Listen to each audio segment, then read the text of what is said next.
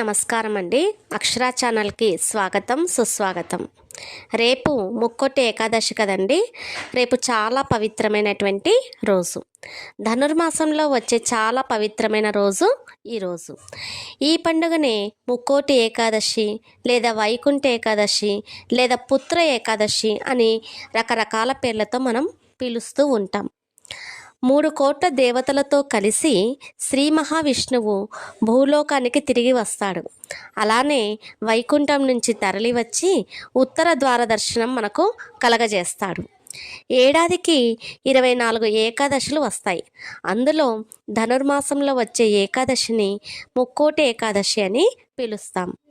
వైకుంఠ ద్వారం గుండా ఆ మహావిష్ణువును దర్శించుకుంటే మనకు మరణించిన తర్వాత వైకుంఠ ప్రాప్తి కలుగుతుందని ఒక నమ్మకం.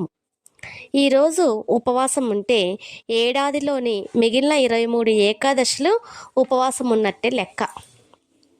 కాబట్టి వీలున్న వారు ఉపవాసం ఉండటం మంచిదే. కానీ గర్భిణులు, ముసలివారు, మందులు వేసుకునేవారు అంటే డయాబెటిక్ పేషెంట్స్ కానీ లేదా బీపీ, షుగర్ ఇలాంటి వాళ్ళు ఉపవాసం లేకుండా స్వామిని స్మరించుకుంటే చాలు. ఈరోజు గీతను ఉపదేశనం చేసినటువంటి రోజు కూడా ఇదే. అందువల్లే భగవద్గీత పుస్తక దానం చేస్తారు. ఈరోజే ఇంకా ముక్కోటి ఏకాదశి రోజే ఈ హలాహలం అంటే విషము, అమృతం ఉద్భవించినటువంటి రోజని చెబుతారు. అలానే శివుడు ఆ హలాహలాన్ని తన కంఠంలో దాచి అంటే ఆ విషాన్ని దాచి గరళకంఠుడైనటువంటి రోజు అని మన పురాణాలు చెబుతున్నాయి.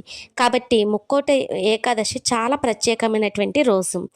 ఈ రోజునే వైష్ణవ ఆలయాల్లో ప్రత్యేక పూజలు చేయడం, హోమాలు చేయడం, ప్రవచనాలు చెప్పటం, భజనలు చేయటం ఇలాంటివి చేస్తూ ఉంటారు.